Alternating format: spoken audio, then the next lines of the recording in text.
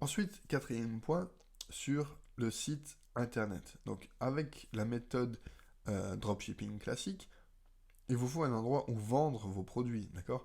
Donc certes, vous pouvez les vendre sur Le Bon Coin, par exemple, c'est possible de faire du dropshipping, vous achetez sur AliExpress et vous le vendez vos produits sur Le Bon Coin.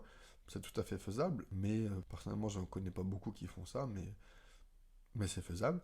Ou alors, il vous faut un site Shopify, d'accord? Donc ça, c'est la grande mode, c'est avoir un site Shopify et se fournir chez AliExpress.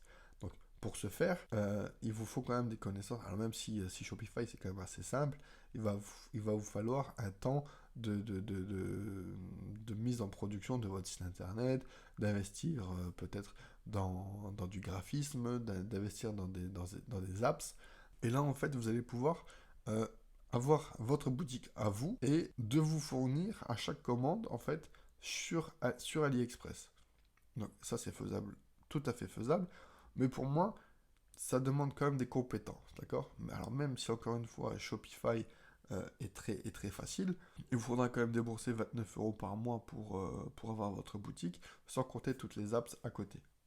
Donc, pour moi, c'est pas. Et en plus, je crois qu'ils vous prennent 2% et quelques sur le chiffre d'affaires. Donc, ça reste quand même encore raisonnable, 2% du chiffre d'affaires, mais sur le long terme, pour moi, le gros désavantage de Shopify, c'est quand même, ou d'un site internet, c'est qu'il vous faut des compétences et que c'est quand même assez chronophage. Ça vous prend vraiment beaucoup de temps de monter un site internet.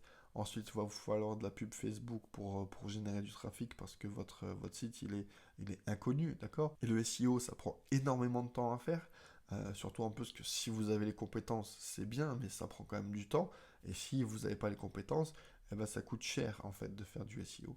Ou alors vous faites de la pub Facebook, et là il faut des compétences dans la publicité Facebook, bien entendu, mais la publicité Facebook, elle est en fonction de votre niche, d'accord? Donc ça reste un budget quand même qui est plus ou moins inconnu pour l'instant.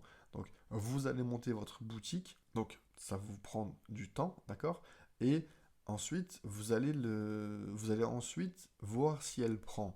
Donc en fait, vous avez perdu tout votre temps dans la mise en place de votre boutique, de votre site Shopify. Alors je dis Shopify, mais ça peut être WooCommerce avec WordPress ou un PrestaShop ou un Magento. Ça c'est tout à fait faisable, d'accord? Et ensuite, seulement vous allez voir si votre niche prend.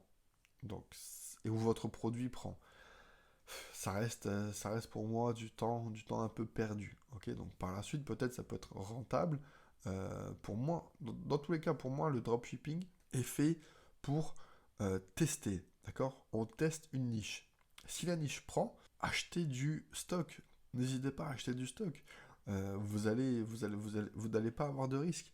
Si les clients ont acheté sur votre site internet alors que vous livrez en 7 ou en 10 ou 30 jours, et que vous en vendez, vous en vendez, vous en vendez, achetez du stock pour les livrer en 24-48 heures. Et vous mettez en place un Amazon FBA, d'accord? Ça, c'est tout à fait faisable. Mais encore une fois, c'est pas le sujet de la formation.